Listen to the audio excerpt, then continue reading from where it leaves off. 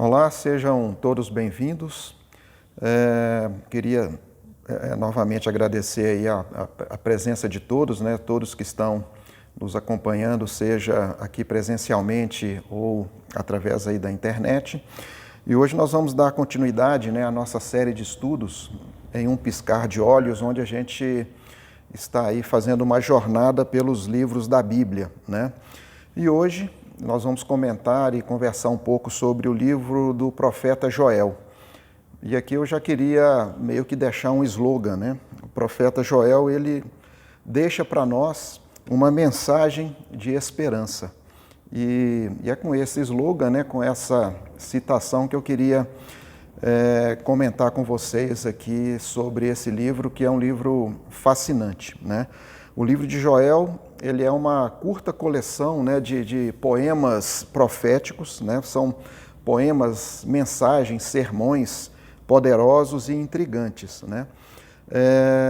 O livro do profeta Joel, ele faz parte do que a gente chama de profetas menores, e aqui cabe, né, mais uma vez, uma explicação, né, sobre o termo menores, né?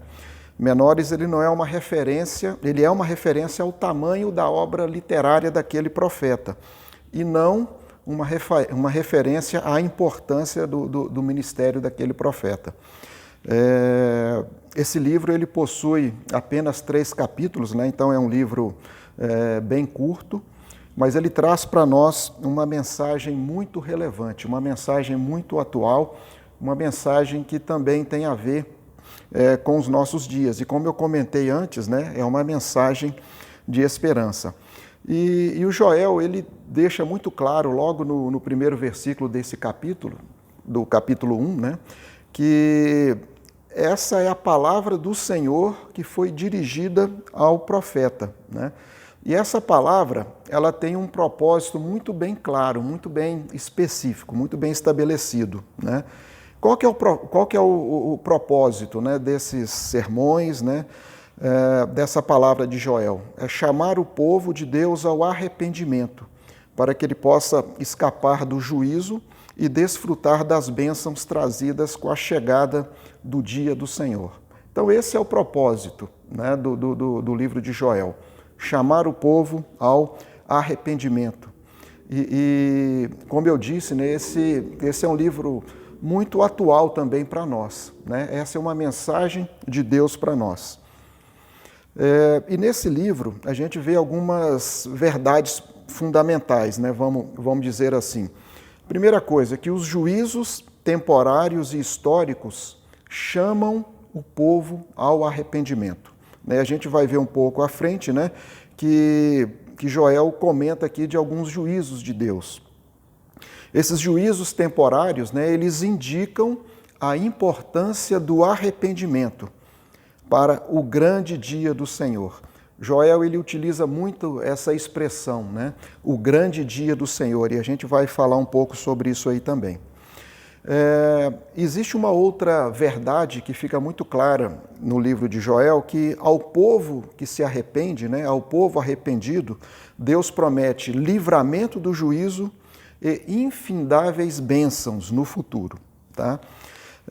E a gente percebe muito claramente, né, no livro do profeta Joel, uma atitude que é recomendada, que é enfatizada pelo profeta, que é uma atitude de arrependimento. E essa deve ser também a nossa atitude nos dias de hoje. Bom, quem que é o autor desse livro, né? E a gente já percebe isso logo no primeiro versículo do livro, né? Joel, filho de Petuel, né? A gente não encontra muitas informações na Bíblia sobre quem foi Joel, né? Na verdade, a gente não encontra referências em outras passagens bíblicas. Existem outras pessoas, né, com o nome Joel, mas se a gente observar, né, filho de Petuel, né, o Petuel, ele aparece única e exclusivamente nesse versículo, tá? Tudo indica que Joel, ele viveu em Judá e que a sua profecia foi feita diretamente de Jerusalém, tá? Joel, ele foi, né, vamos dizer assim, um profeta escatológico, né? Ele utiliza muito a expressão o dia do Senhor, né? O dia do Senhor aponta para acontecimentos no futuro, né? Então essa expressão foi utilizada algumas vezes aí pelo profeta Joel. O profeta Joel, ele também ele foi um homem muito zeloso, né? Ele tinha muito zelo pelos sacrifícios e pelas manifestações que eram realizadas lá no templo de Jerusalém, né? Muito provavelmente Joel, ele não era da tribo de Levi, ele não era um sacerdote, mas ele dava uma importância muito grande aos rituais judaicos lá da época, né? Outra questão também que é uma característica, né, do livro de Joel é que ele não vincula o seu ministério a um determinado governo, a um determinado reinado da história do povo de Israel. O fato é que Joel, ele é o autor desse livro. Bom, e quando esse livro foi escrito, né? Acho que cabe aqui algumas considerações, né, para a gente fazer uma reflexão sobre isso, né? O livro de Joel, né, no livro a gente não encontra nenhuma indicação clara quanto à época em que ele foi escrito, né? Como a gente comentou, né, Joel ele não faz nenhum vínculo a um determinado reinado, a um determinado governo. Então a gente não tem essa indicação no livro de Joel. Joel, a gente percebe que ele tinha um profundo interesse por Jerusalém e mais especificamente pelo templo, né, por aqueles que trabalhavam ali no templo. Então, muito provavelmente, o livro de Joel, né, foi escrito por ele em uma época onde havia grande atividade lá no templo, né? A gente percebe isso em alguns versículos e que ele deixa muito claro lá no livro.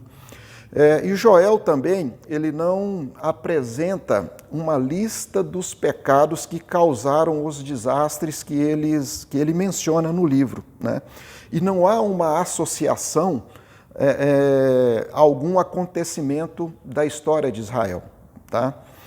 Alguns estudiosos da Bíblia, né, indicam que possivelmente Joel escreveu esse livro como um guia litúrgico, né, para ser usado em alguns momentos de crise ou ameaças ao povo de Deus, tá?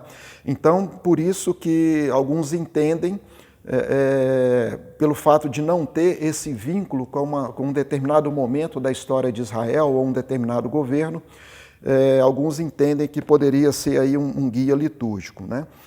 Então, por causa dessas características, né, é muito difícil, né, eu diria que é extremamente difícil especificar aí uma data para o livro de Joel.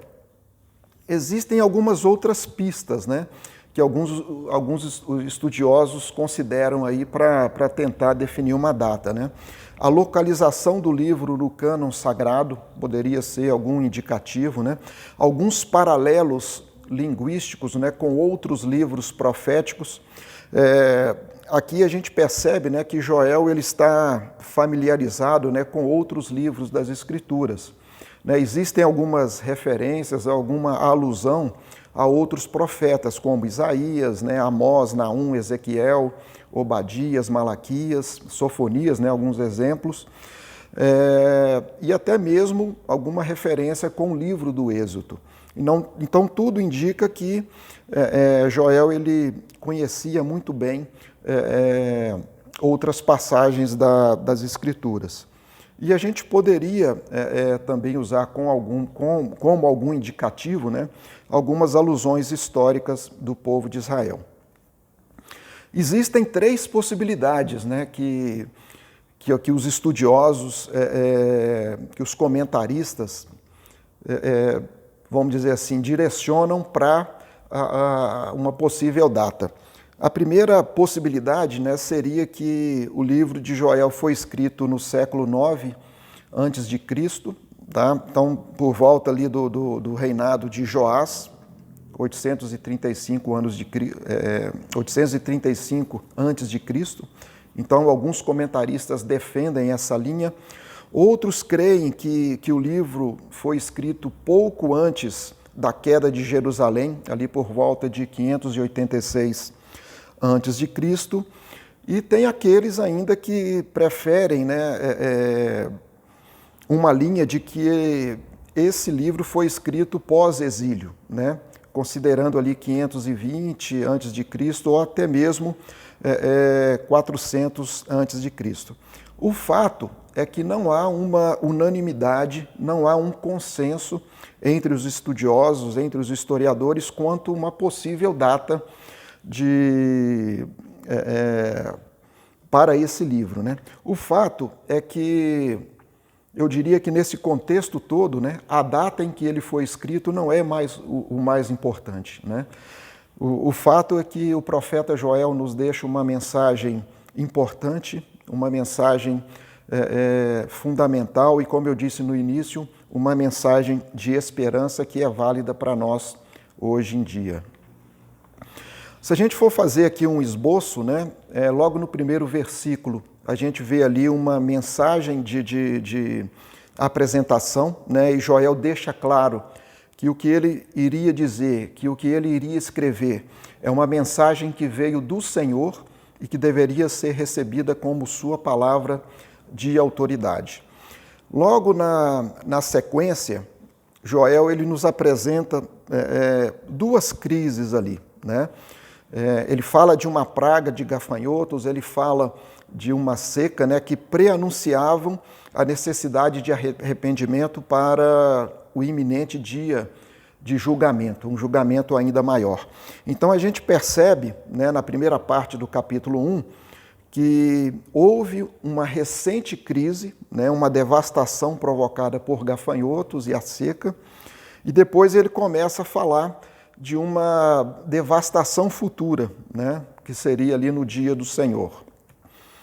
Bom, a gente pode dizer, né, que nesse capítulo 1 e na primeira metade do capítulo 2, né, a gente vê ali dois sermões paralelos e que eles têm muito em comum. Se a gente pega o capítulo 1, a gente pode dizer que Joel descreve o dia do Senhor no passado, né? Então, houve uma crise recente, né, um enxame de gafanhotos em Israel, semelhante, né, vamos falar assim, ao dia do Senhor lá no Egito. A grande diferença, né, que aquela praga no Egito foi contra lá o povo do Egito. Aqui não, né? Ela é contra o próprio povo de Deus. Então foi um momento de grande devastação, um momento de grande assolação que gerou uma calamidade ali, né, no meio do povo de Israel. Depois, Joel conclama os sacerdotes a liderarem o povo em arrependimento, em oração, né? Então a gente percebe que há aqui uma chamada ao arrependimento. E Joel, né, ele também se arrepende com todo o povo, né? A ti, ó Senhor, clamo. Então foi ali um momento, né, de arrependimento. Então a gente percebe nesse sermão, né, do primeiro capítulo, o anúncio de um desastre, uma chamada ao arrependimento, e a gente percebe ali também atos de arrependimento. Na primeira metade do capítulo 2, a gente percebe aqui um segundo sermão, né, vamos chamar assim, de Joel, se referindo ao dia do Senhor, só que agora no futuro, né? Joel ele começa a descrever ali o que parece ser também uma nova onda de gafanhotos, só que ele utiliza nesse sermão algumas imagens militares, né? É como se os gafanhotos se tornassem em um exército com cavaleiros e soldados. Novamente há uma chamada ao arrependimento, né? Joel destaca ali, né, a necessidade da gente ter uma mudança genuína, né? A gente precisa se arrepender, ele chama o povo para que o arrependimento seja feito de coração, tá? Ele fala aqui da forma, a gente vê isso no capítulo 13, no versículo 13 do capítulo 2. E por que isso, né? Joel começa a falar da motivação, né? Porque Deus é gracioso e compassivo, lento na ira e cheio de amor. Isso a gente percebe também no versículo 13 do capítulo 2. A misericórdia de Deus é mais poderosa do que a sua ira, né? E aqui a gente vê uma referência com os acontecimentos lá do Êxodo, né, 34:6, quando o povo fez lá o bezerro de ouro e Moisés clamou a Deus por misericórdia. E novamente Joel conduz os sacerdotes em atos de arrependimento e oração, né? Ele chega a dizer: poupa o teu povo, ó Senhor. Então a gente percebe que no capítulo 1 e na primeira metade do capítulo 2, Joel descreve aqui períodos de tragédia, né? Períodos de assolação, onde ele deixa muito claro que o dia do Senhor seria um momento terrível, e ele descreve isso no seu livro. A partir da segunda metade do capítulo 2 e no capítulo 3, a gente começa a ver as respostas divinas ao arrependimento do povo, né? Qual que foi a postura do Senhor, qual que foi a posição do Senhor diante do arrependimento do povo, né? Então Deus ele respondeu ao arrependimento com promessas de um julgamento final dos inimigos do povo e também com bênçãos para aquele povo que se arrependeu. Então, ali na segunda metade do capítulo 2, a gente vê promessas de renovação, e aqui falando de uma renovação da terra, né, uma restauração da terra, mas também uma restauração do povo, né, a renovação do povo. E depois, no capítulo 3, Joel continua, né, falando de bênçãos, né, e de julgamento final, né, um julgamento das nações e bênçãos para o seu povo. A resposta de Deus ao arrependimento do povo, né, a essa atitude de Joel, né, conduzindo os sacerdotes e o povo a atos de arrependimento e de oração, a gente percebe isso muito bem na segunda metade do capítulo 2, né? E a gente poderia falar isso em 4 atos, né? É como se a resposta de Deus, como se a gente pudesse dividir em 4 atos. O primeiro ato, a gente percebe que Deus ele estava cheio de paixão pelo seu povo, pela sua terra, né? E por isso ele tem uma atitude de compaixão, né? A gente observa isso no versículo 18 do capítulo 2. Depois, né, o segundo ato de Deus seria a derrota dos invasores, né? E Joel deixa isso muito claro nos versículos 20 e 21 também do capítulo 2. Né? Ele mostra como isso vai acontecer, né? Os invasores, os inimigos do povo, eles vão ser derrotados, eles vão ser destruídos. E o terceiro ato de Deus, como resposta ao arrependimento, é uma restauração da terra, né? Daquela terra que foi devastada, daquela terra que foi destruída, que foi assolada, né? E trazendo de volta a vida àquela terra. Isso fica muito claro lá no capítulo 2 de Joel, nos versículos 22 a 26. E o quarto ato de Deus, né, a quarta resposta de Deus ao arrependimento, né, do povo seria a renovação, a restauração do povo. E aqui a gente falando, né, das pessoas. Então a gente observa que a consequência, né, ao arrependimento, ela traz uma renovação. E isso serve de exemplo para nós hoje, né? Serve vamos dizer assim, uma referência para nós, hoje em dia. Tá? Bom, o livro de Joel, ele traz alguns temas centrais, né? E a gente já falou um pouco deles aqui. O primeiro tema é o dia do Senhor, né? Como eu falei anteriormente, Joel foi um profeta escatológico, né? Ele fala de questões que vão acontecer no futuro, e ele utiliza essa expressão, o dia do Senhor. O dia do Senhor, ele é um julgamento contra o próprio povo de Deus, tá? E a gente percebe isso no versículo 15 do capítulo 1. É um dia terrível, né? Joel descreve esse dia como um dia para ser esquecido, né? Um dia como não existe outro na face da história da humanidade, né? Um dia de escuridão, um dia de densas trevas, um dia de nuvens e muita negridão, né? De muita escuridão. Como eu disse, né? Um dia terrível. Nesse dia do Senhor, ele mesmo vai liderar o seu exército contra Israel. Então isso é um alerta, né?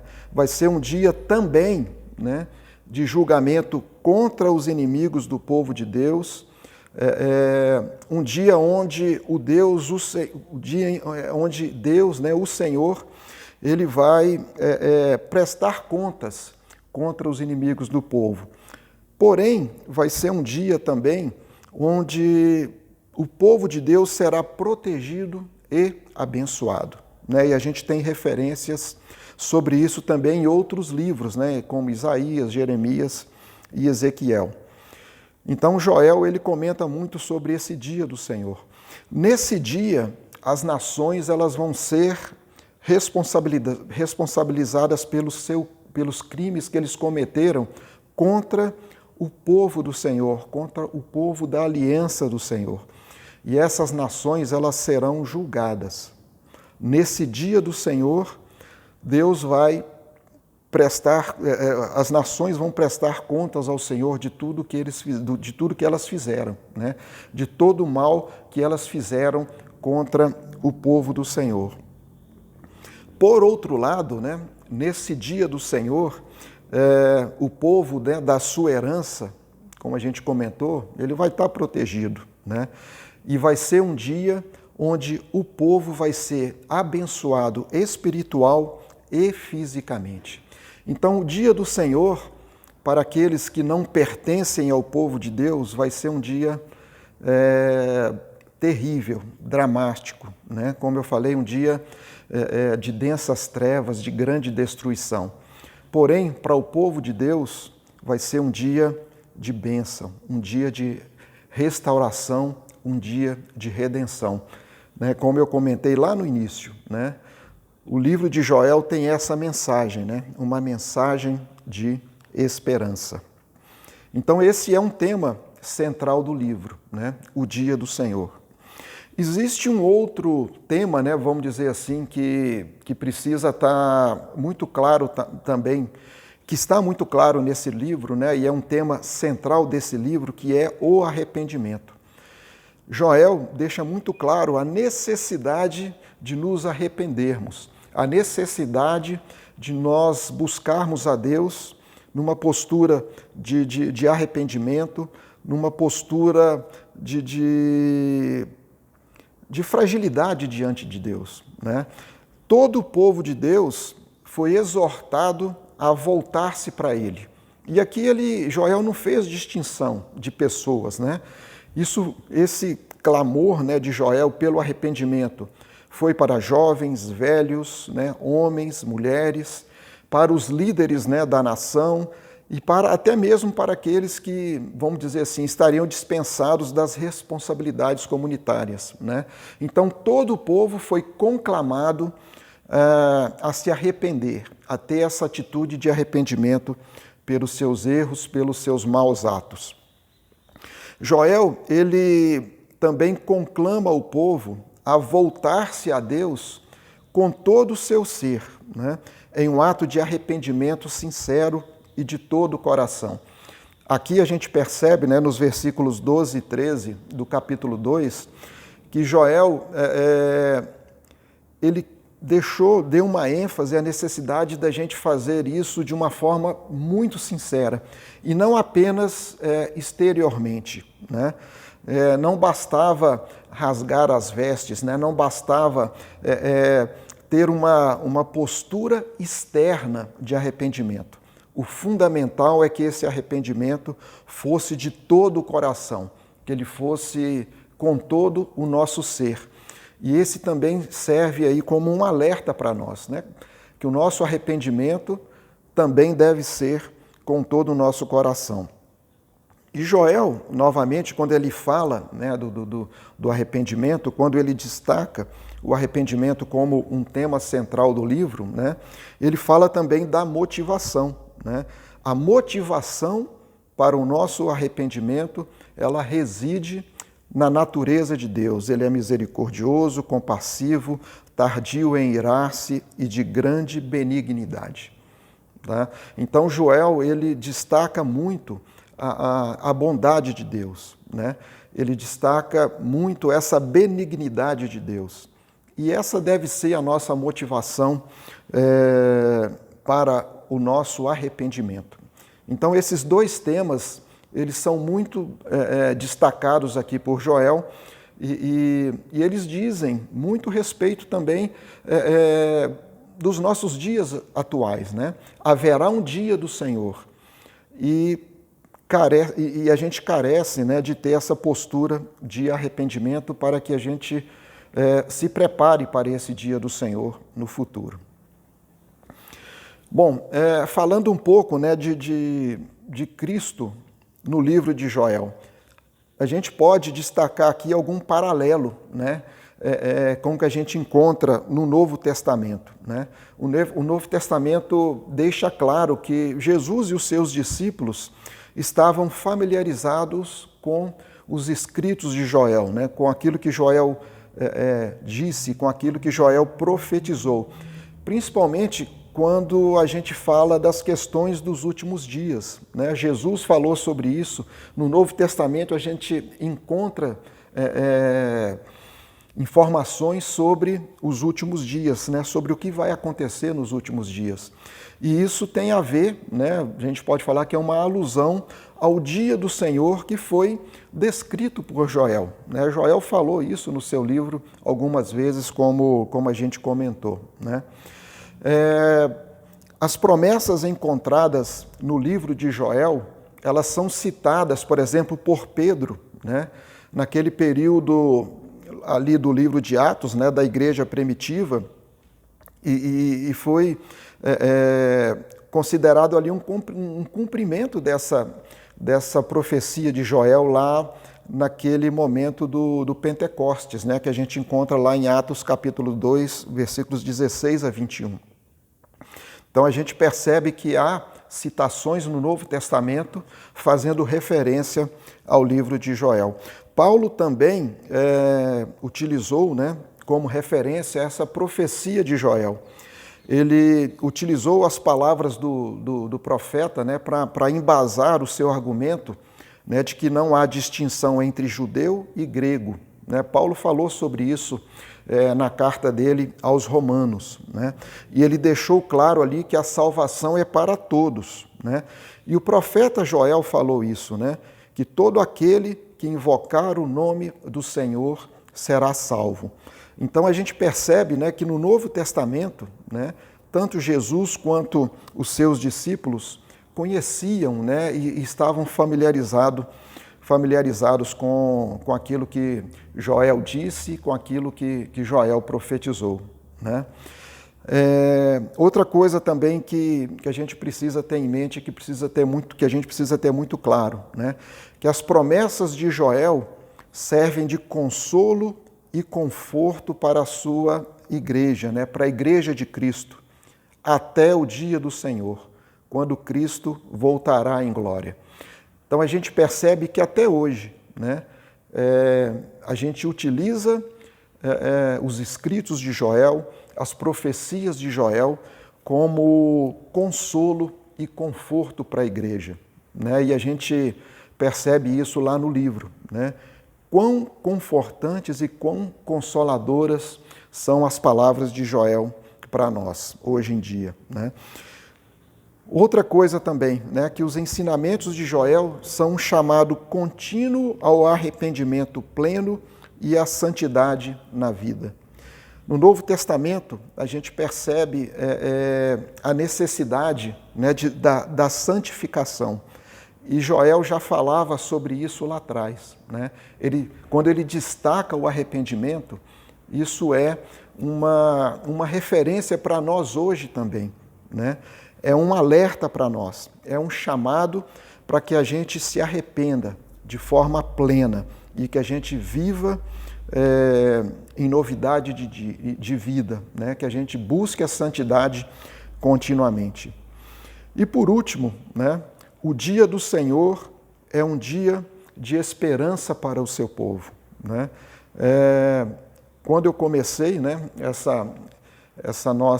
esse nosso estudo, né, essa nossa meditação, né, eu dei ênfase a isso, né, que o livro de Joel, ele é uma mensagem de esperança para o seu povo.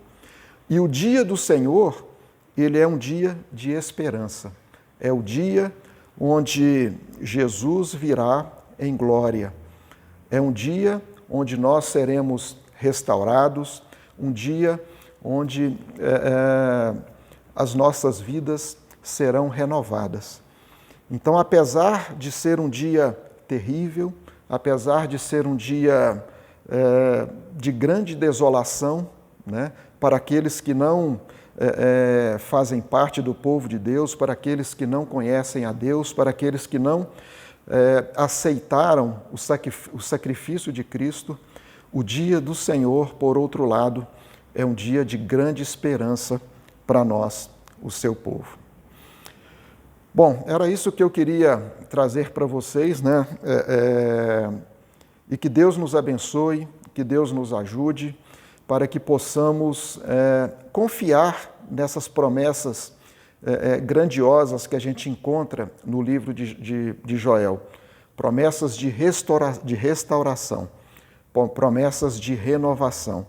Que a gente viva a cada dia, né, na certeza dessa esperança, né, dessa renovação, dessa restauração. Vamos orar. Senhor nosso Deus e Pai, nós queremos te agradecer pela tua palavra, que é viva e eficaz. Obrigado, Pai, pelos escritos de Joel, obrigado pelas promessas do Senhor, que o Senhor fez através dele. Obrigado, Deus, porque isso ficou registrado para nós hoje. E a nossa súplica, Pai, é que o Senhor nos ajude a ter essa esperança a cada dia. A esperança da nossa restauração, a esperança da nossa renovação. Nos ajude, Deus, a viver em novidade de vida a cada dia. Nos ajude, Deus, a viver em santidade. Nos ajude, ó Deus, a nos arrepender de forma sincera dos nossos erros, dos nossos pecados, ó Pai. Que a nossa vida seja uma vida vivida aos teus pés e que a gente possa, ó Deus, confiar plenamente nas promessas do Senhor. Que o dia do Senhor seja um dia de esperança para todos nós. Em nome de Jesus, amém.